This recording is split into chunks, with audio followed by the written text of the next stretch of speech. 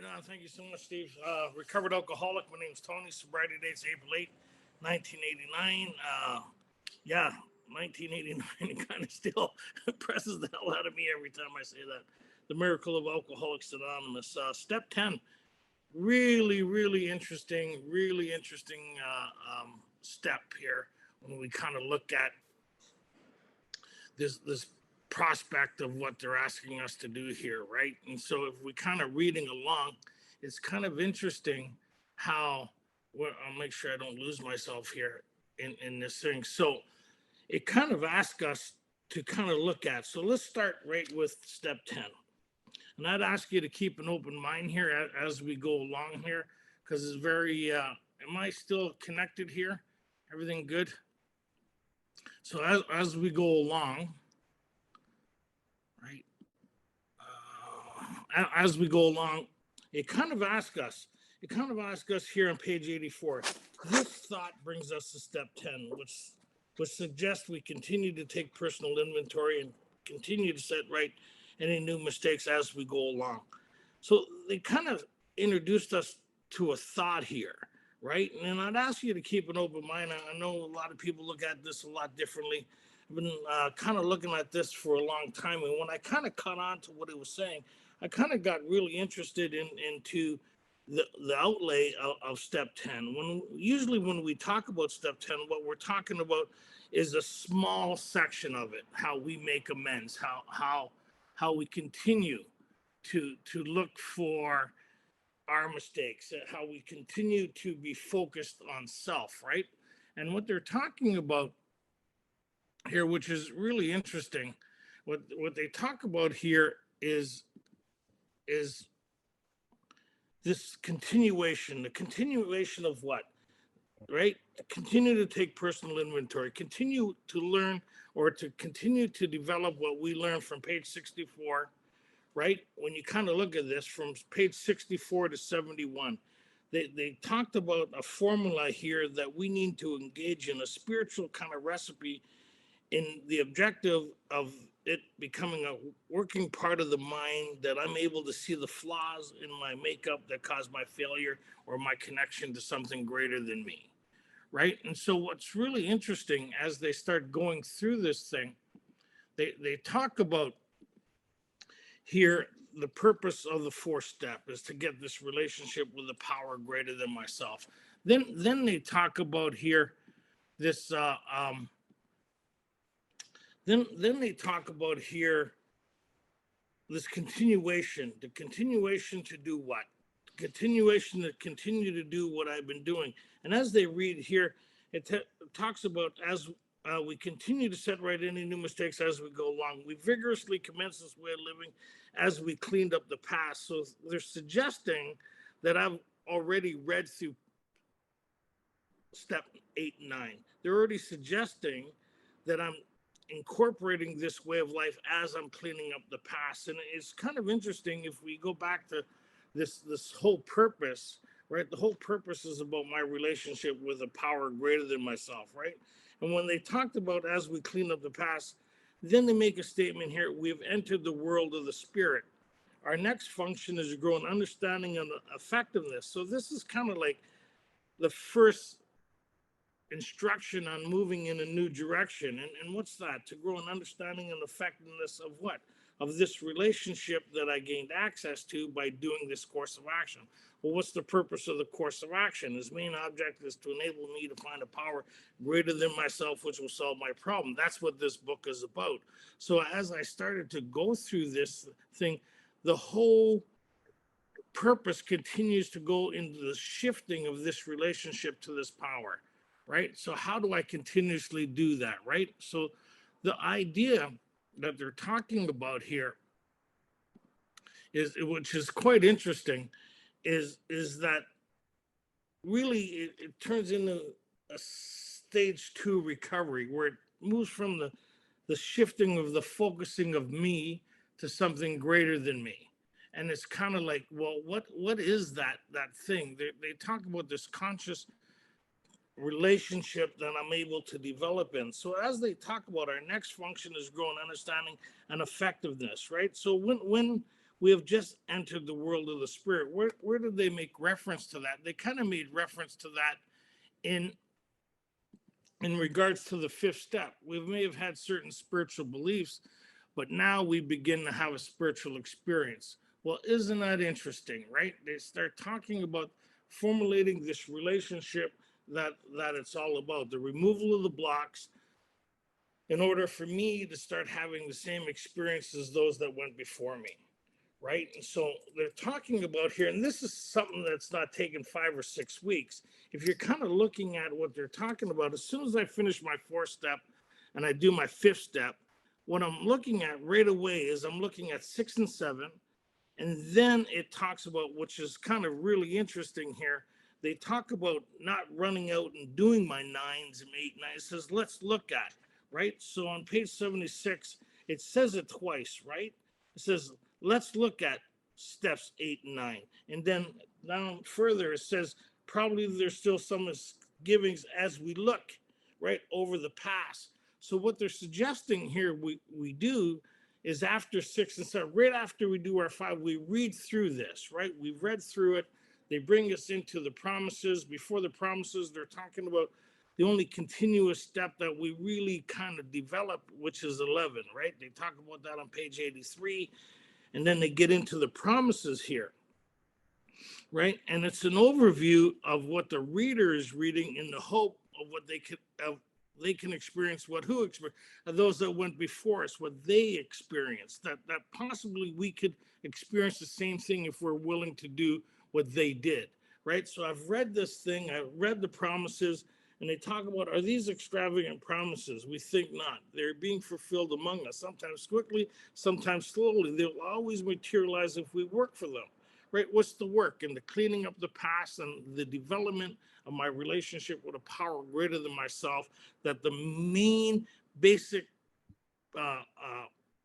when they talk about the main solution, not only solution, but the experiencing of the problem, the solution of God is doing for us what we cannot do for ourselves. This promise, that this realization that I've entered this relationship that enables me to match calamity with serenity, that I'm able to tap into the safe harbor within inside of myself, that I'm having this relationship with something greater than me, which is pretty cool. So our next function is to grow an understanding of effectiveness, right? So that's what I think is really cool, is when they finish the promises, they say this thought, right, of this possibility. And as they start reading down here, to continue to watch for dishonesty, resentment, and fear.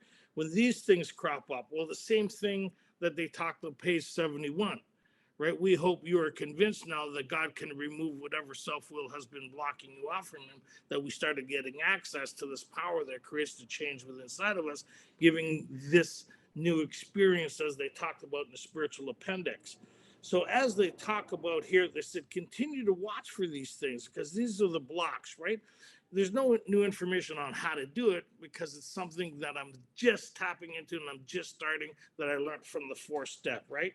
And when these things come up, what did I learn in the fourth step? How to pause, pray, and redirect. And that's what they're reiterating here again, right? We discussed it with someone. So when we turn our thoughts to someone we can help. How interesting, they're talking about step 12 here, which was the recipe Bill incorporated from Ebby, right? And we have ceased fighting anything or anyone. By this time, sanity will have returned. So this is interesting. Most people say, oh, these are the step 10 promises. Well, step 10, if we're kind of looking at it, and I keep an open mind here, this is my perspective, this is the way I see it and read it. They're talking about, here's an overview of a kind of a rest stop, and kind of, let's take a look, and where are we going from here, and what's the whole purpose of this. And by this time, by what time? By the time I'm halfway through my 9s, not by the time I've halfway read step 10. They're talking about incorporating this as a way of life, right? And somewhere along the line, I'm going to experience this change. What was the whole purpose of doing this in step 2 was coming to believe that a power greater than me could restore me to recover from this illness that was killing me, right? So I'm starting to experience as I go through this. So they give us a timeline here, and there is spiritual appendix. What usually takes place in a few months can seldom have been brought about by years of self-discipline. So here they're making a reference by this time, and if we kind of follow up the page with this thought of what? Of the promises, right? By the time we're halfway through, we could be experiencing this change. And they're not talking about years to do this thing. They're talking about this is happening in a pretty rapid sequence, right, to bring about this change, right? What usually takes place in a few months can seldom have been brought about by years of self-discipline. So as they talk about this, they talk about the experience that they had by going through this thing and entering this relationship with a power greater than himself, which is kind of really cool, right? So we will seldom be interested in liquor. If tempted, we recoil from it. Uh, we react sanely and normally. We find this has happened automatically. So, which is really interesting, is that they see here that this on page 84, it's a small paragraph in the idea of continuing, and then the rest of it shifts to an experience, right? And then it talks about what we could expect, right? And we will find this has happened automatically. We'll see that our new attitude toward liquor has been given with any thought or effort on our part. It just comes. It didn't say it just happened. It just comes as we go through this process. That is the miracle of it. We're neither fighting it, neither are we neither are we avoiding temptation. We feel as though we've been placed in a position of neutrality, safe and protected. We've not even sworn off. Instead, the problem has been removed. What problem? Well, they talk about here, there's no way of entirely getting rid of self without his aid, but that's not what they're talking about here. They're making a declaration that the very thing that was killing me in step one is no longer present, right? As we went through, there is a solution and more about alcoholism. They talked about the second symptom in alcohol as the malady, as they started to describe on page 23, is this condition of the mind that places us beyond human aid. This condition of the mind that they refer to as having an alcoholic mind, where they kind of make reference to where they've never seen one case ever recover where this condition seems to exist in people like us. But the doctor talked about this miracle taking place in his facility as the result of Bill going there the third time with his friend of Ebby, who he acquired certain ideas that he put into practice to create this change that the doctor witnessed, right? The problem is removed. What's removed?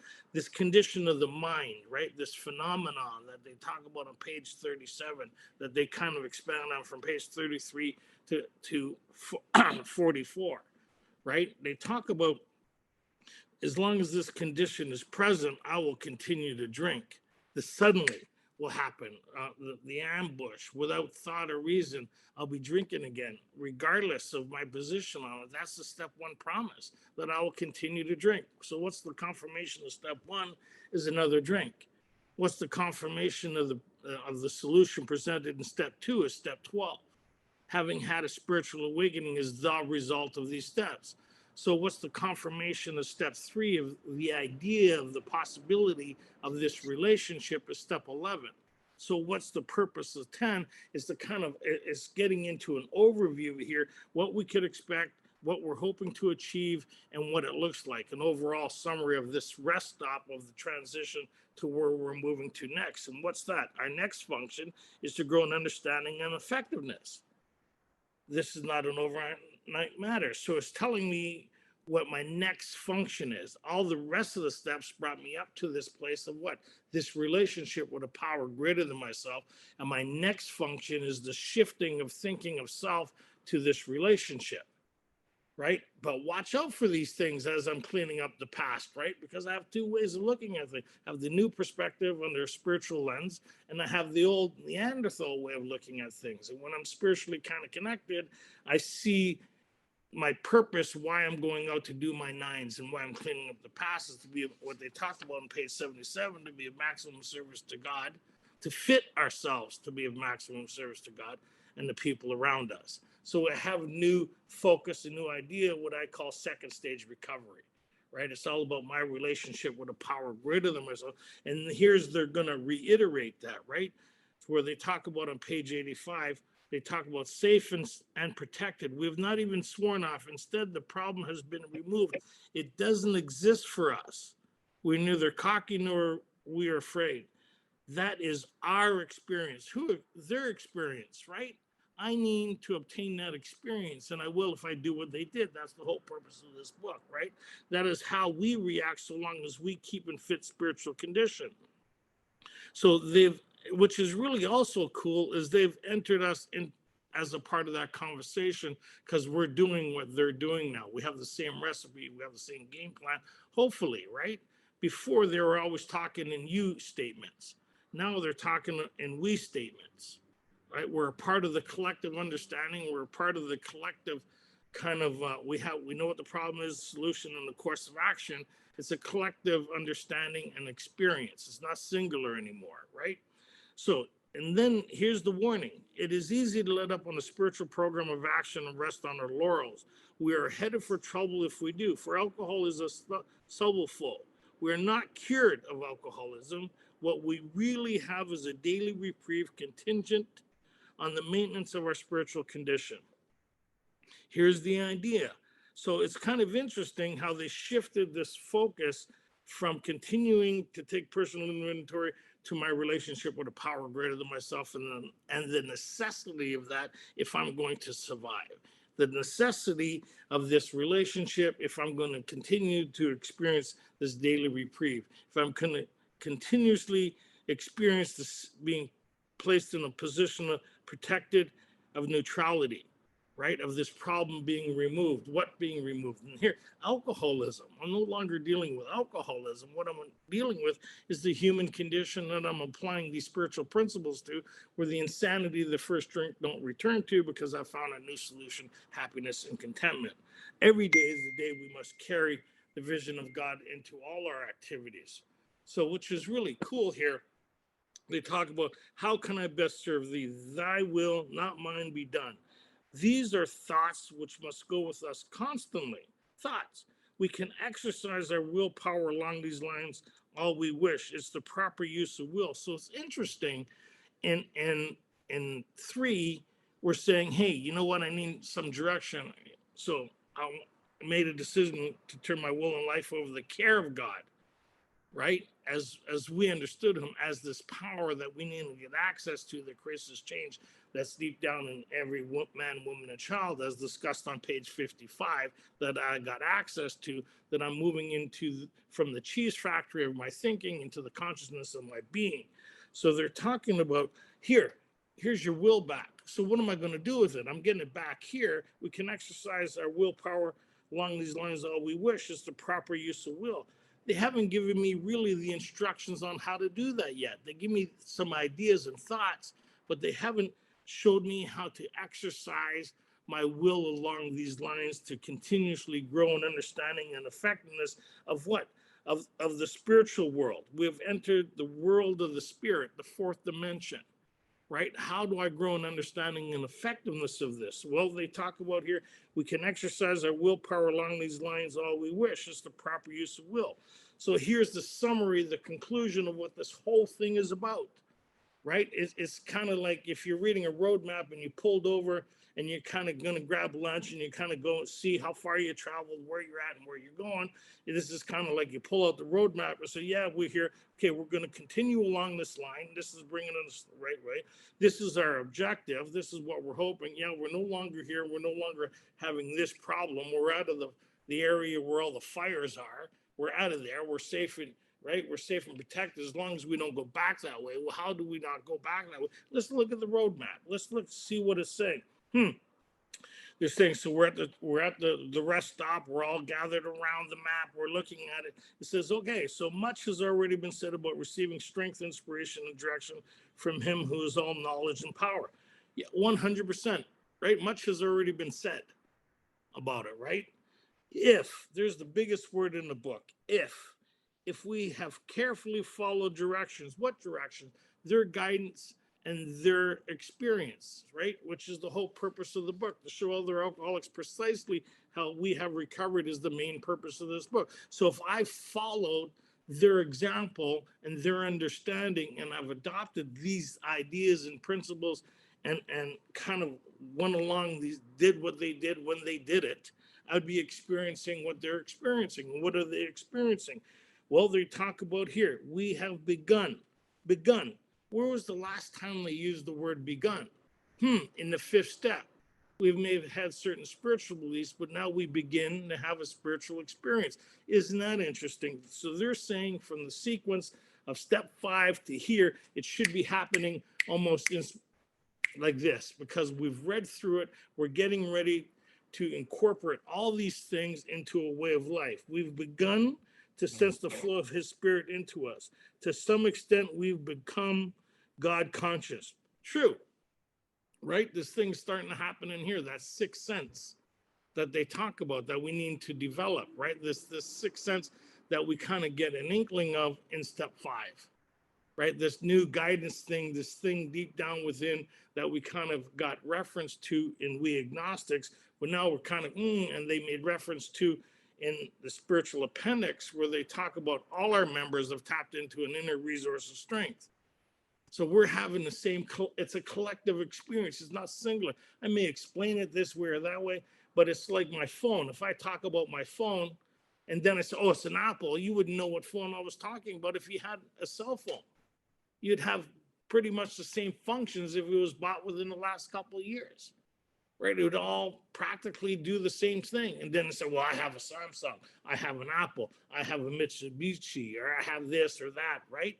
I have dial-up. Well, you're kind of missing something, right? Time to go through the process, right? So we've begun to develop this vital sixth sense, but we must go further. That means where I'm at the rest stop, it means I got to go further from there if I'm going to survive. If I'm going to survive what? This daily reprieve that I need to maintain and develop. How do I do that? Through my relationship with something greater than myself, not with my relationship with me on page 84. It's moving from that. It's watching for these things, not working on these things. Nowhere does it ask me to work on me. Nowhere. It asks me to focus, reshift, second stage recovery to move into my relationship that Bill talked about sitting in the hospital where his friend said, when these things were done, I'd have the elements of a way of living that answered all my problems. And when Bill was in the hospital, before he did his nines, before he went working with other people, he was connected to a power greater than himself, which was the whole purpose of him doing this, because he's seen the miracle of this transition that his friend Ebby went through by connecting to this power. Right? His ideas of miracles were revised right then and there. So here they're kind of saying, if you look at the book, right? If you just kind of look at the book, which is really kind of interesting, they're saying that I know I'm not going to step all over it, but they're talking about here when we retire at night. The next page. Well, why? What night? When we retire at night, and you hear people say, "Oh, after I finish my nines out." No, after I've done my step 5, that night, I have a new way of looking at things. I have a new recipe. This consciousness of reviewing my day, not my life, my day. And how, so we see this thing of how the proper use of will is kind of reiterated on page 88. It talks about here, we are then in much less danger of excitement, fear, worry, and self-pity and foolishness. We become much more effective. We don't tire so easily, for we're not burning up energy foolishly as we did when we were trying to arrange life to suit ourselves. That's self-directed, self-willed. We've seen what that looked like. So it works, it really does. We alcoholics are undisciplined, so we let God discipline us in a simple way we just outlined. What did they just outline was step 11. This whole thing is bringing me the pivoting point of the transition to the whole purpose of this. And what's the whole purpose of it? Is to get a new relationship with this power. Where is that? That's in 11. If I'm doing 11, I'm doing all the steps. If I'm just doing step 10, I'm not doing 11. And it's all about my relationship with a power greater than myself. What does that look like today see, there's a lot of people, because we get stuck in our ideas or the way we look at things. I haven't done the steps in a long time. I practice these principles that keep me connected to a power greater than myself. Step 12 says, having had a spiritual awakening as the result of these steps. What's the purpose of the steps? Is to get me connected. What's the purpose of the second half of how it works? The principles we've set down are guides to progress. We claim spiritual progress instead of self progress, right? When you listen this week at meetings, listen how many people talk about self progress instead of spiritual progress, right? How do I incorporate these things? These thoughts must go with us constantly.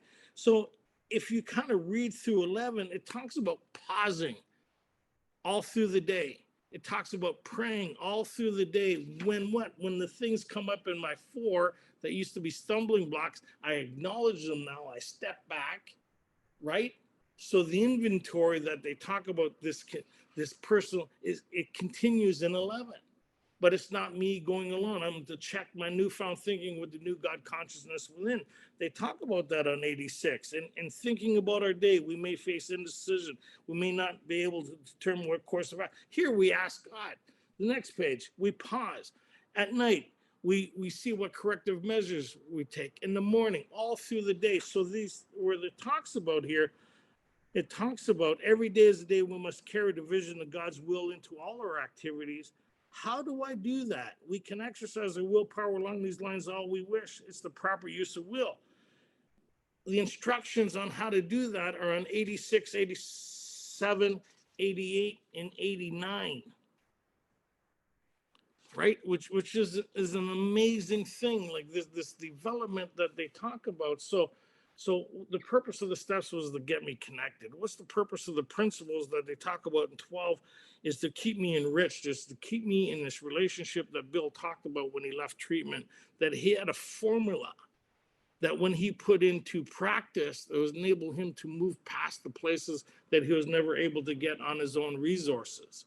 Meaning we see in a whole new perspective happening, even in regards to him still suffering from the human condition, plagued with waves of depression, right? And self-pity and resentment nearly drove him to drink. But the incorporation of these principles and the removal of the problem, right? Meaning when we think about, where they talked about when tempted, something kind of takes over us, right? We're safe in neutrality. It's kind of like, hey, don't put your hand there. We step back from it. It's something greater than ourselves that keep us in that place of neutrality. Because if we really want to get honest, I don't know when this problem was removed. And I don't know when it'll come back again. That's why they call it a phenomenon, an unexplainable event that happens with us that places me beyond human aid. I can't see, feel, and touch it. If I can't see, feel, and touch it in one, I need a solution bigger than me in two, right? And the solution, it has to be sufficient enough that I can get access to and experience it on a daily basis that keeps me safe in neutrality, because I can't see it when it comes back. So that means I don't worry about it no more. What I worry about is my relationship with something greater than me. And as the result of this relationship, I get to experience something that's pretty phenomenal. And a part of that recipe where they talked about here is the recipe that they talk about in 84 is the acknowledgement that something's happening. Where is it coming from? Do I need to discuss it with another human being? Meaning, am I in bondage or difficulties again? Is it a stumbling block within inside of me? And if not, then go work with somebody else. But the key element is I'm asking God, where did I learn that? Well, in the resentment prayer. I learned that when these feelings, right, shut us off from the sunlight of the spirit. They're not specific, anything that shuts me off, right? And then the fear prayer, where they talked about here, which is the summary of what they're talking about here, which is really interesting, is they talk about in 68, they talk about, right, perhaps there's a better way. We think so, for we are now on a different basis, the basis of trusting and relying on God. Isn't that interesting? They said that on page 68, but we're reading about that on 85, and they give us the instructions on how to do that from 86 to 88, right? We're in the world to play the role he assigns, just to the extent that we do as we think he would have us, and humbly rely on him does he enable us to match calamity with serenity. And so as we go down here, they talk about this recipe that we incorporate that needs to become a working part of the mind. Do you notice that they only said that in step 11? That this is the only recipe that needs to become a working part of the mind?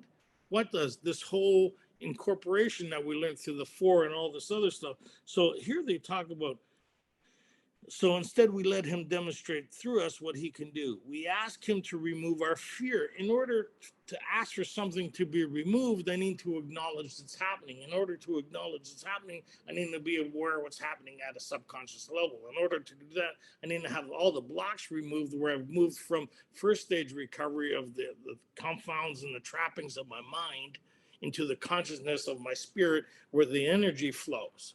Right? Am I Neanderthal or am I spiritual based?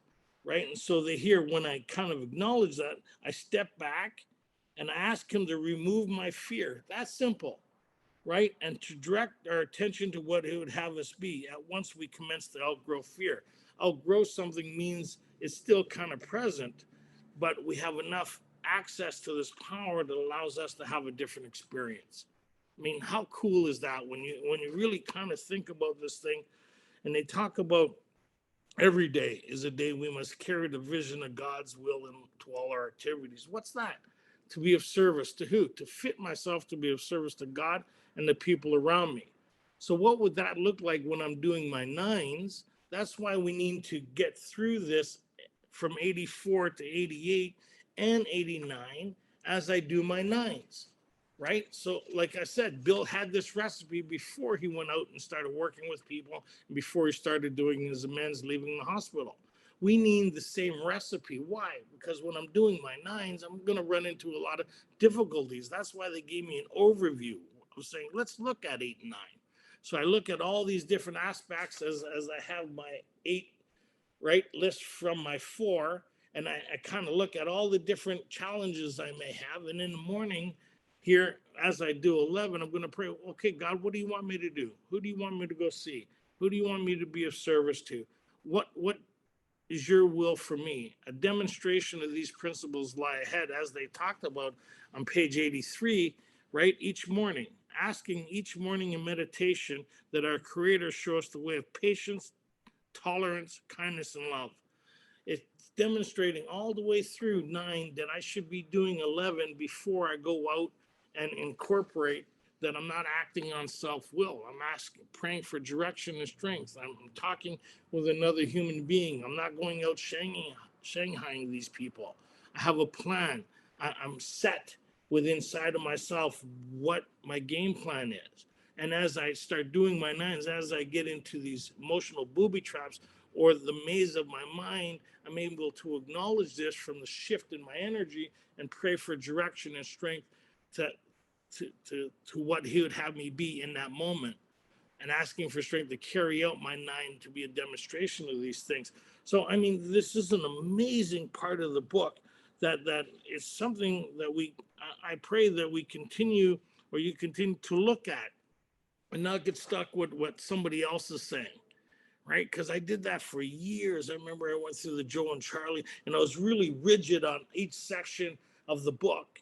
And here we're seeing where the compartments are being removed, right? And it's not about working 10, 11. I know we hear it, it sounds nice. It's about where's my relationship, these principles that keep me connected to source.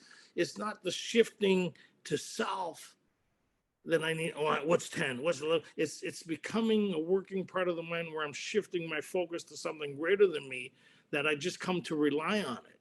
It's just like, I don't know how, it's something you need to experience the benefit of incorporating this thing, because it's easy to let up on the spiritual program of action and rest on our laurels, rest on feeling good, rest on thinking, rest on I know, I rest on my understanding, instead of growing an understanding and effectiveness. Mean a continuation of having this evolve or unravel, or to kind of continuously be a living and breathing kind of experience. 34 years later, I still read this book, highlighters, pen, and what is it saying?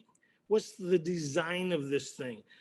How is this? I believe this is spiritually, divinely put together. And it used us as an instrument of putting this in writing to help people who are like us, that have an experience beyond anything that they can ever imagine. That they're not somewhat thrilled, but they're absolutely amazed. To be amazed is way different than being thrilled. I pray and hope that you find the amazement of the experience that's available here, and that you find the design and the game changing aspect. The stage two recovery is found between 86 and 88 that my friend Steve is going to get into. And I'm sure it's going to be magnificent. I've always enjoyed this group and Steve and what you guys do.